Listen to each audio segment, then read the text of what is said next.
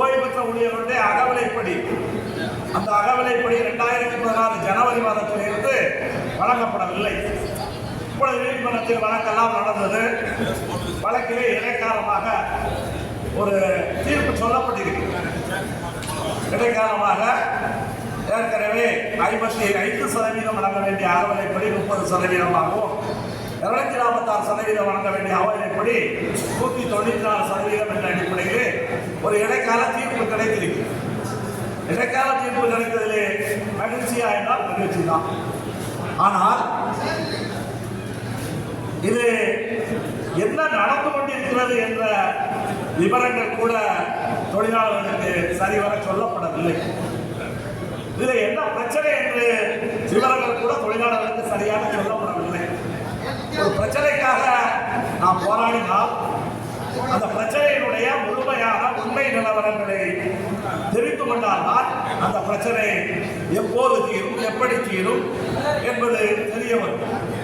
ஏற்கனவே ஓய்வு பெற்றோருடைய அகவிலைப்படி பிரச்சனையிலே அரசாங்கம் என்ன சொல்கிறது? பென்ஷன் ட்ரஸ்டிலே பணம் இல்லை. பென்ஷன் ட்ரஸ்டிலே பணம் இல்லை என்றால் எங்களால் அகவிலைப்படி உயர்வு கொடுக்க முடியாது. இதுதான் அரசாங்கம் சொல்கிறது.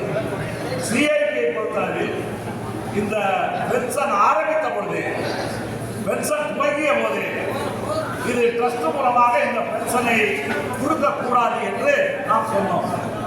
அன்றைக்கு நாம் சொன்ன பொழுது தொழிற்சங்கங்களும் கண்டுகொள்ளவில்லை, அதிகாரிகளும் கண்டுகொள்ளவில்லை, பெரும்பகுதியான தொழிலாளர்களும் கண்டுகொள்ளவில்லை. ட்ரஸ்ட் மூலமாக பென்ஷன் வந்துவிட்டது. அடுத்து இந்த பென்ஷனுக்கு வந்த ஆபத்து என்ன? 2003 அன்றைய அதிமுக ஆட்சியிலே இந்த பென்ஷன் நிறுத்தப்பட்டது.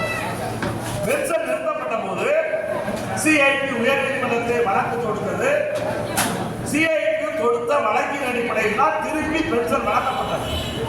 அன்றைய காலகட்டத்தில் தொழிலாளர்களுக்கு வழங்கப்பட்ட பென்ஷன் ஆனதிலே சிஐடி வழக்கின் விளைவாக பென்ஷன் கொடுப்பதாக சிஐடியுடைய வழக்கு நம்பரை சொல்லித்தான் பென்ஷன் ஆனதை வழங்கப்பட்டது. அதற்கு பிறகு வந்து ஆபத்து என்ன? இந்த பென்ஷன் நம்முடைய பென்ஷன், போக்குவரத்து ஊழியர்களுடைய பென்ஷன். எப்படிப்பட்ட பென்ஷன்? ஒப்பந்தத்தின் மூலமாக உருவாக்கப்பட்ட பென்ஷன். ஒரு தொழிலாளி ரிட்டையர் ஆகும் பொழுது புதிதாக வேலைக்கு சேரக்கூடிய தொழிலாளி, புதிதாக பணியிலே சேரக்கூடிய தொழிலாளி இந்த பென்ஷன் ட்ரஸ்டுக்கு பணம் கொடுக்க வேண்டும். ஒரு பக்கம் வெளியே போகும் பொழுது இன்னொரு பக்கம் வர வேண்டும். ஆனால் அன்றைக்கு அதிமுக ஆட்சி, மத்திய அரசு உட்பட 1/4/2003 பிறகு பணிக்கு சேர்ந்தவர்களுக்கு ஓய்வூதியம் இல்லை என்று உத்தரவு போட்டார். என்றைக்கு ஓய்வூதியம் இல்லை என்று உத்தரவு போட்டார்களோ அன்றைக்கு இந்த பென்ஷனுக்கான ஆபத்து மிக வேகமாக துவங்கிவிட்டது. இந்த 1/4/2003 பிறகு ஓய்வு பெற்றவர்களுக்கு பென்ஷன் இல்லை. இந்த பிரச்சனை என்ன? 93,000 பேர் ஓய்வு பெற்றவர்கள் அவர்கள் பென்ஷன் பெற்றுக் கொண்டிருக்கின்றார்கள். 93,000 தொழிலாளி பணியில் இருக்கக்கூடிய தொழிலாளிக்கு ஓய்வூதியம் இல்லை. ஏற்கனவே ஜிஓ 378 வழக்கு நடந்தது. அன்றைக்கு வழக்கில் இருந்த தொழிலாளிகள் 30,000 பேர், அவர்களுக்கு பென்ஷன் உண்டு. மீறி பணிபுரிந்த 60,000 தொழிலாளிக்கு பென்ஷன் இல்லை. பென்ஷன் இல்லாத தொழிலாளி இந்த 30,000 ஜிஓ 378 பென்ஷன் தொழிலாளிகளை கண்டுகொள்ளவில்லை. எனவேதான் இந்த தொழிலாளர்களுக்கு பென்ஷன் வேண்டும். 1/4/2003 பிறகுள்ள தொழிலாளர்கள் இந்த பென்ஷன் திட்டத்திலே சேர வேண்டும் என்ற கோஷத்தை வைத்தோம். நீதிமன்றத்திலே வழக்கு போட்டோம். அநேகமாக இந்த 2 மாதத்திலே 1/4/2003 பிறகு உள்ளவர்களுக்கு ஓய்வூதியம் என்ற தீர்ப்பை நாம் பெறப்போகிறோம்.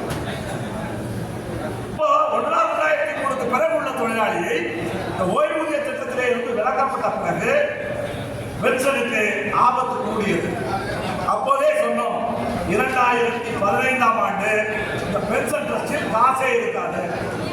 இது நான் இந்த மேடையிலே பேசவில்லை.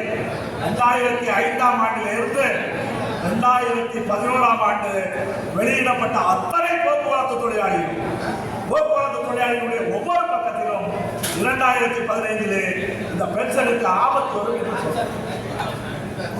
ஆனால் அன்றைக்கு பணியில் உள்ள தொழிலாளிகள் கண்டுகொள்ளவில்லை, தொழிற்சங்கங்களும் கண்டுகொள்ளவில்லை. 2007 பேச்சுவார்த்தைகளை பேசினோம். அமைச்சர் ஒத்துக்கொண்டார். ஒத்துக்கொண்டு குழு அமைத்தார், சீரமைப்பு குழு அமைத்தார்கள். பென்ஷன் கொடுப்பதாக சீரமைப்பு குழு பரிந்துரை செய்தது. திமுக ஆட்சியும் கண்டுகொள்ளவில்லை, அதிமுக ஆட்சியும் கண்டுகொள்ளவில்லை. பென்ஷனுக்கான ஆபத்து கூடி நாம் சொன்ன அடிப்படையிலேயே 2015 ட்ரஸ்ட் சுத்தமா காலியாகி, இப்ப ட்ரஸ்ட்ல பணம் இல்லை. இதுவரை வழக்கு பூரா என்ன சொல்றான்? ட்ரஸ்டில் பணங்களை தர முடியாது என்று சொன்னார்கள்.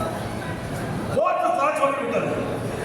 ஆனால் எங்களிடம் பணம் இல்லை, தர முடியாது. இதுதான் வழக்கிலே நீதிமன்றத்திலே அரசாங்கம் வைத்த வாதம். நாம் என்ன சொன்னோம்? இது ட்ரஸ்ட் சம்பந்தப்பட்ட பிரச்சனை மட்டுமல்ல, போக்குவரத்து கழகம் சம்பந்தப்பட்ட பிரச்சனை. இப்பொழுது ஓய்வூதியம் கொடுப்பது டிரான்ஸ்போர்ட் கார்பரேஷன் தான், ட்ரஸ்ட் அல்ல. டிரான்ஸ்போர்ட் கார்பரேஷன் தன்னுடைய நிதியிலே தான் ஓய்வூதியத்தை கொடுக்கின்றது. எனவே போக்குவரத்து கழகமுடைய வரவில்லை, செலவு எழுதுகிறார். பென்ஷனுக்கான செலவு என்று மாதம் எழுதுகிறார். ஏற்கனவே போக்குவரத்து கழகங்களுக்கு பற்றாக்குறை இருக்கிறது. எனவே வரவுக்கும் செலவுக்குமான வித்தியாச தொகையை கொடுக்க வேண்டும் என்று நாம் சொன்னோம். இதற்காக 12 ஆண்டுகள் போராட்டம் நடத்தினோம். சென்ற பேச்சுவார்த்தையிலே 2007 அமைச்சர்கள் என்ன சொன்னோம்? கூடுதலாக ஒவ்வொரு கழகமும் 5 கோடி ரூபாய் கொடுத்து இந்த பிஏ பிரச்சனையை முடிக்க வேண்டும் என்று சொன்னோம்.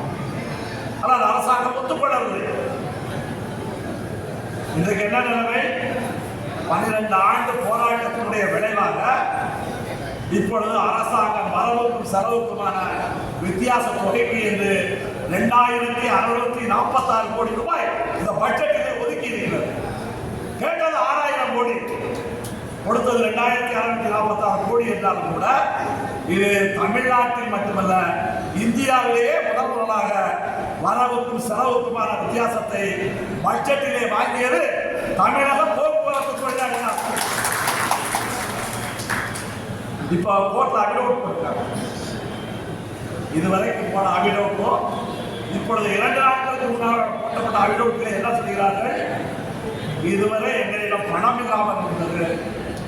இப்பொழுது 2000 கோடி ரூபாய் அரசாங்கம் வரவுக்கு செலவுக்கான வித்தியாச தொகைக்கு பணம் கொடுத்திருக்கிறது.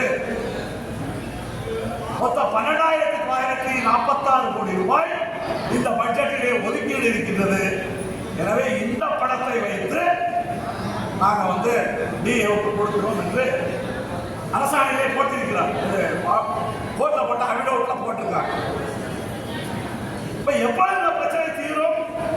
இந்த முழு பணம் வரணும். ஒருவேளை கோர்ட்டு கூட சொல்லலாம், இந்த முழு பணத்தை நோக்கிய போராட்டத்தை, முழு பணம் வாங்குவது என்ற போராட்டத்தை இதோடு இணைந்து நடத்த வேண்டும். ஆனால் என்ன நடக்கிறது? அரசாங்கத்தை விட்டுட்டாங்க.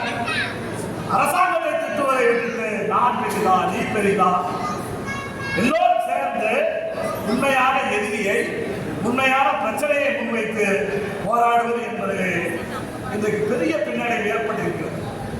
கடந்த ஜனவரி 9 நடந்த வேலை நிறுத்தத்திலே அந்த வேலை நிறுத்தம் அந்த ஒற்றுமை தொடர்ந்திருந்தால் என்றோ இந்த பிரச்சனை முடிந்திருக்கும். இப்பொழுதும் கூட இன்றைக்கு இந்த பேச்சுவார்த்தையிலே நாம் நிச்சயமாக வலியுறுத்துவோம். இப்பொழுது புதிய தொழிலாளிகளுக்கு, முன்னாள் 2003 பிறகு சேர்ந்த தொழிலாளிகளுக்கு ஓய்வூதியம் கிடைப்பதற்கான அத்தனை வாய்ப்புகளும் உருவாக்கி இருக்கிறது. ஒன்றுபட்ட போராட்டத்திற்கு எல்லோரும் வர வேண்டும்.